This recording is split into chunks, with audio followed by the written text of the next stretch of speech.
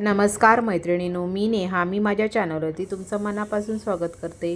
तर मैत्रिणींनो, आज मी तुमच्यासोबत बोटनेक ब्लाऊजचा पाठीमागचा गळा एक वेगळ्या पद्धतीने म्हणजे एकदम झटपट पद्धतीने अगदी 5 मिनिटात तयार होईल असा गळा मी तुम्हाला दाखवणार आहे. तर व्हिडिओ शेवटपर्यंत बघा. एकदम सोप्या भाषेमध्ये तुम्हाला मी आज दाखवणार आहे.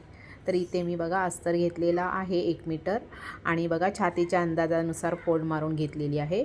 इथे बघा मी जेवढी पूर्ण उंची आहे त्याच्यामध्ये 1 इंच ॲड करून त्याच्यावर मार्किंग करून घेत आहे. म्हणजे माझ्या ब्लाऊजची उंची आहे 14 इंच, त्याच्यामध्ये 1 इंच ॲड करून मी 15 इंचावरती मी मार्किंग करून घेतलेली आहे.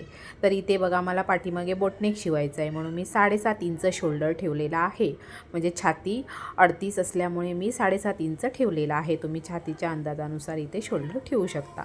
तर इथे मी बघा मुंडा पण 7 इंच घेतलेला आहे.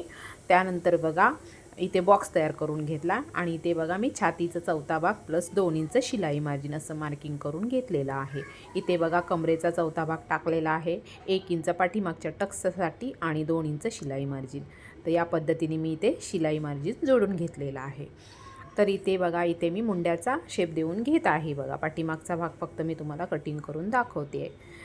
इथे मी मुंड्याला आकार बघा एकदम आपण जसा गळ्याला गोल गळ्याला देतो त्या पद्धतीने मी इथे दिलेला आहे. तर इथे बघा मी गळा रुंदी ठेवलेली आहे 4 इंच आणि मला जेवढा तयार गळा पाहिजे आहे तेवढ्या उंचीवरती मी इथे मार्किंग करून घेतलेलं आहे. तर इथे बघा मी वरून 3 इंचावरती एक मार्किंग केलेली आहे आणि या पद्धतीने बॉक्स तयार करून घेतलेला आहे. बघा ह्या वरच्या बोटनेकसाठी मी इथे बॉक्स तयार करून घेतलेला आहे. त्यानंतर बघा त्याखाली 1 इंचावरती मार्किंग करून जेवढी मला गळ्याची उंची मी मार्किंग केलेली होती तेवढा मी इथे बॉक्स तयार करून घेत आहे. बघा रुंदीला मी 2 इंच घेतलेला आहे आणि मी इथे बॉक्स तयार करून घेत आहे. बघा असा इथे बघा इथे बॉक्स आपला तयार झालेला आहे.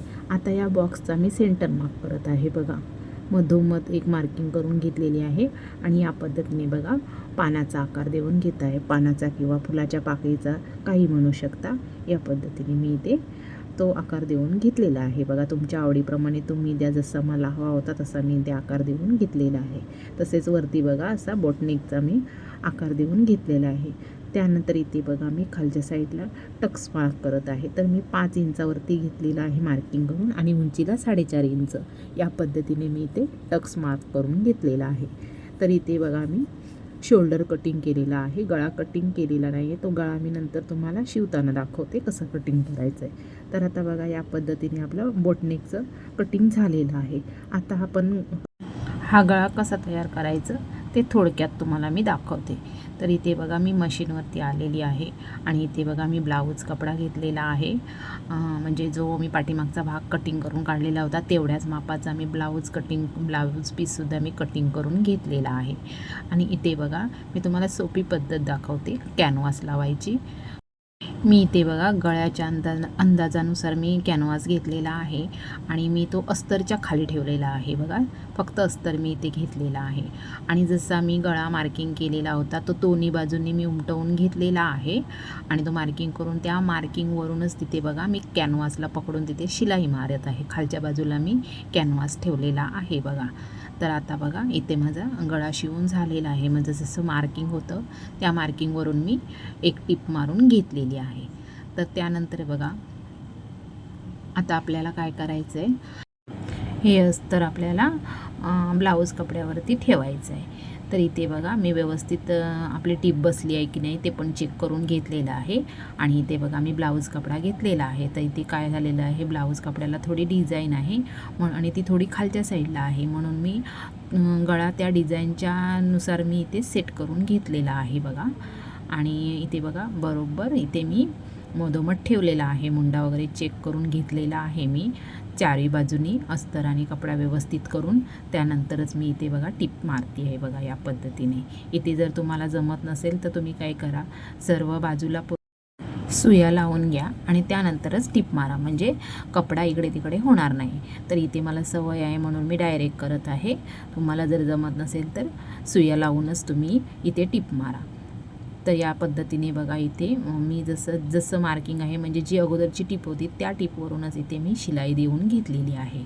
त्यानंतर बघा मी एक्स्ट्राचा कॅनव्हास कटिंग करून काढत आहे. बघा मी साधारणतः 1 इंचाचा कॅनव्हास ठेवलेला आहे, बाकीचं मी कटिंग करून काढलेलं आहे. इथे पाहिजे तर तुम्ही साईडलासुद्धा म्हणजे जे एक्स्ट्राचं कॅनव्हास आहे तर या साईडलासुद्धा तुम्ही एक शिलाई करून घेतली तरी पण चालेल, पण ती शिलाई करताना फक्त अस्तर आणि कॅनव्हास पकडूनच करा, ब्लाऊज कपड्याला करू नका.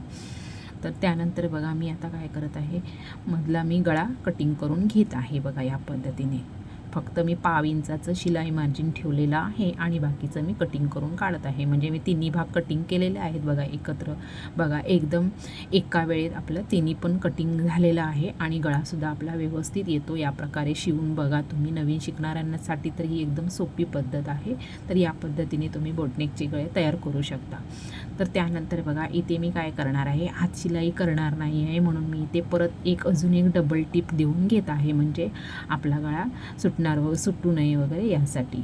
तर इथे बघा मी डबल टिपसुद्धा मारून घेतलेली आहे. त्यानंतर आपल्याला इथे बघा इथे मी पूर्ण गळ्यावरती आता छोटे छोटे कट देऊन घेतलेले आहे कात्रीने, म्हणजे आतमध्ये आपल्याला व्यवस्थित पलटी होईल यासाठी. तर व्यवस्थित कट देऊन नंतरच मी आतमध्ये अस्तर घेतलेला आहे.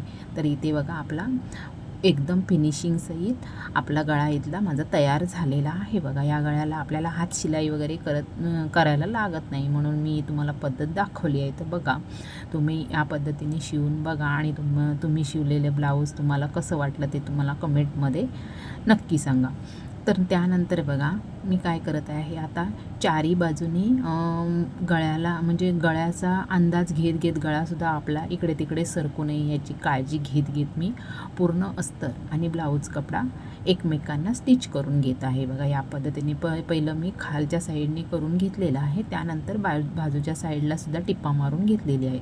त्यानंतर बघा वरती मी जो बोटनेक होता तो सुद्धा मी दुसऱ्या बाजूलासुद्धा उमटवून घेतलेला आहे बघा मार्करने, आणि इथे जसा मार्किंग होतं त्यानुसार शिलाई करून नंतरच तो कटिंग केलेला आहे. बघा त्यानंतर बघा इथे आपला गळा एकदम सिंपल पद्धतीमध्ये तयार झालेला आहे. इथे बघा 2 खालच्या साईडला 3 आणि वरती एक असं शो बटन इथे मी दिलेलं आहे आणि वरच्या गळ्याला मी पायपिंगसुद्धा करून घेतलेली आहे. तर इथे बघा मैत्रिणींनो माझं पूर्ण ब्लाऊज शिवूनसुद्धा झालेलं आहे. तर मी शिवलेला ब्लाऊज तुम्हाला कसा वाटला ते कमेंटमध्ये नक्की सांगा.